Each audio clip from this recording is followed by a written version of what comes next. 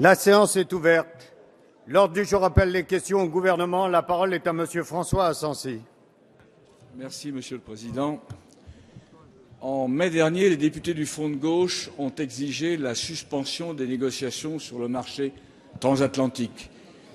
Car le projet TISA sur la libéralisation des services, le traité transatlantique, incarne une mondialisation ultralibérale qui bafoue la souveraineté des États, qui privatise les services publics, qui abaisse les droits sociaux et les normes environnementales. La publication du mandat de négociation est une première victoire de la mobilisation citoyenne, mais des questions demeurent. Pourquoi le gouvernement a-t-il refusé en mai dernier d'inscrire noir sur blanc que le TAFTA soit ratifié par le Parlement français? Comment la France pourra-t-elle accorder un blanc-seing à une commission européenne partiale et ultralibérale? Un président luxembourgeois défenseur inlassable des paradis fiscaux, un commissaire à l'énergie proche des lobbies pétroliers, un commissaire à la régulation bancaire en provenance de la City. C'est tout ce que les peuples européens rejettent. Sur le fond, le mécanisme d'arbitrage privé au service des multinationales n'a pas été sorti des négociations. La commissaire européenne en charge du commerce l'a reconnu devant le Parlement européen, mais en défendant ce dispositif explosif dans l'accord signé avec le Canada. Avec ce traité, Monsanto pourra attaquer en justice notre principe de précaution pour imposer les OGM, Goldman Sachs pourra demander la suppression de la taxe Tobin, les fonds de pension rançonner les États comme en Argentine. Monsieur le ministre, puisque les libéraux européens veulent maintenir cette boîte de Pandore arbitrale qui affaiblira la France, n'est-ce pas là une condition suffisante pour demander la suspension des négociations? Merci. La parole est à Monsieur Matthias Fekl, secrétaire d'État chargé du commerce extérieur, de la promotion du tourisme et des Français de l'étranger. Merci, Monsieur le Président, Mesdames et Messieurs les députés, Monsieur le député François Asensi. Vous posez une question sur un sujet d'intérêt majeur.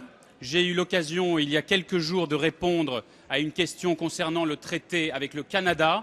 Je le fais volontiers aujourd'hui concernant le traité transatlantique de négociation avec les États-Unis.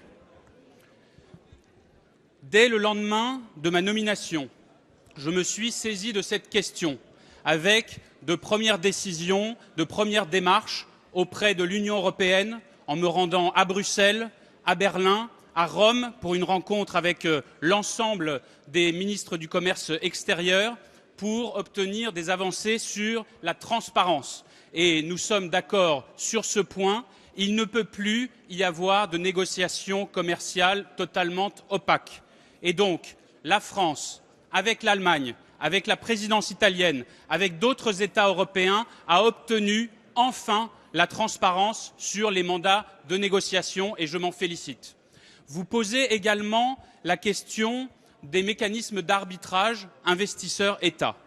Je note à cet égard les propos ce matin du nouveau président de la Commission européenne ayant indiqué clairement son refus de voir l'accès aux juridictions nationales limité et de voir des juridictions secrètes avoir le dernier mot en la matière. C'est la preuve que lorsque la France, lorsque l'Allemagne, lorsque nos partenaires européens s'expriment ensemble, les choses avancent.